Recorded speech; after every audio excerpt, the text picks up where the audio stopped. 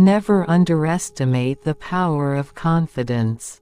If you believe you're the dopest thing walking, you might convince people of the same just because you're so headstrong about it as a fact.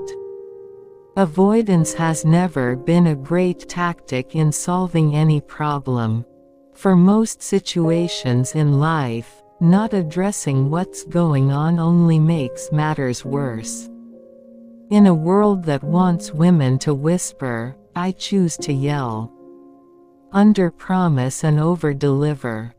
People will be pleasantly surprised that you gave more than they expected. And remember that there is always room for us to be better and do better.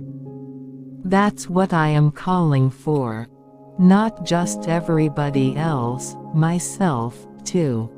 Good friends are often our lifelines.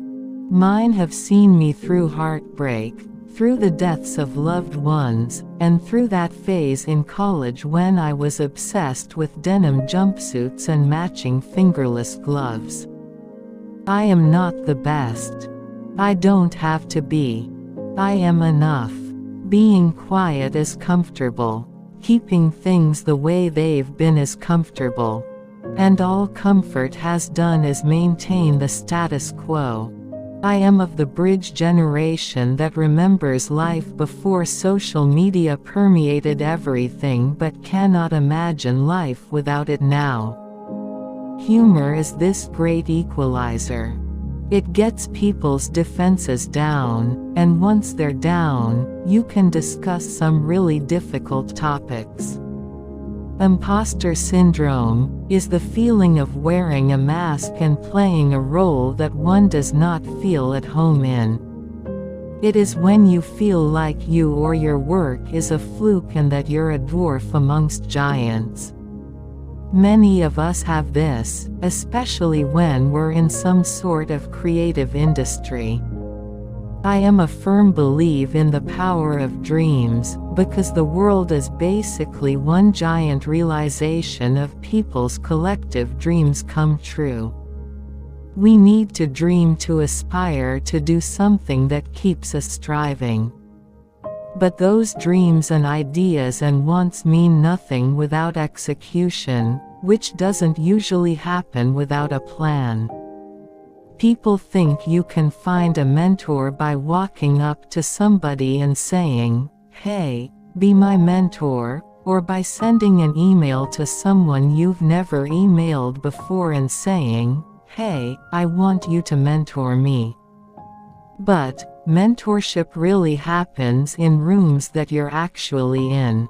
It took me a while to affirm the fact that I'm actually a really good writer. I couldn't even call myself a writer with a straight face because I didn't take my gift seriously. The cool thing about the internet now is its democratized platforms. Like, anybody can create a blog. Anybody can give themselves some type of place where their work is visible. A book is not a short-term project. It's essentially your baby, so it takes a lot of work. Putting out a book is absolutely a lesson in vulnerability because it doesn't matter how much an audience you have. Some people who have giant audiences can't sell books because those audiences don't feel like they need to give them their money. People love my voice because they say I say what they were thinking but dare not to say because they had a filter or a job. Who needs soap operas now when we have social media timelines? Now you can get a similar drama fix by just paying attention to your friends and family members' Facebook pages. I knew exactly what I wanted to be when I grew up. I was like, I'm going to be a doctor. Dr. Luuvvie was the dream. I was Doc McStuffins before it was a thing. My integrity is something I hold dear.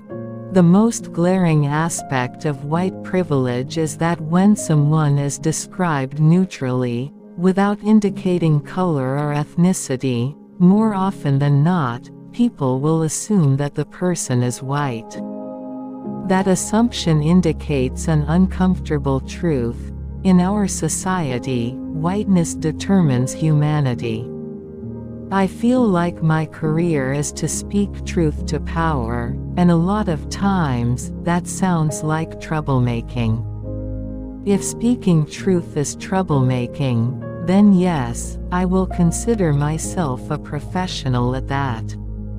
In my workshops for young adults, the most important thing I emphasize is that anything posted online, no matter how private they think it is permanent.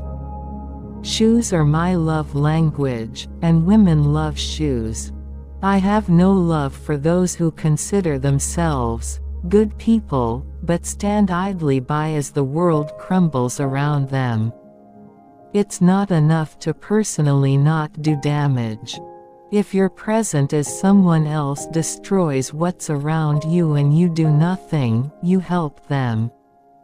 Do one thing today that scares you, and you already know what that is, and go do it.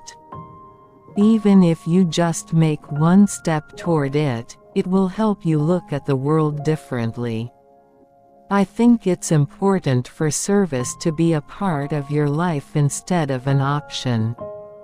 It's awesome to make it a point to do something that's gonna make the world slightly better than you left it. You can't just set the vision, take a nap, and not keep working on making your vision happen. Your intention has to be backed by work. Sticking with your craft goes a long way in ensuring that you'll be successful. Doubt has purpose sometimes. If we don't think our work is good enough, we strive to do better and be better. Which then makes us better because practice does just that.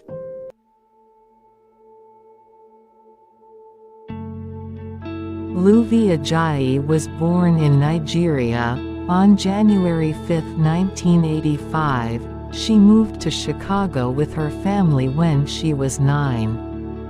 She attended Whitney M. Young Magnet High School in Chicago, then the University of Illinois at Urbana-Champaign, studying psychology.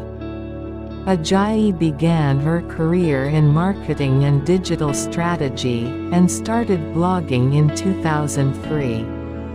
Ajayi published her first book, I'm Judging You, The Do Better Manual, with Henry Holt and Company in September 2016. It debuted at number 5 on the New York Times bestseller list.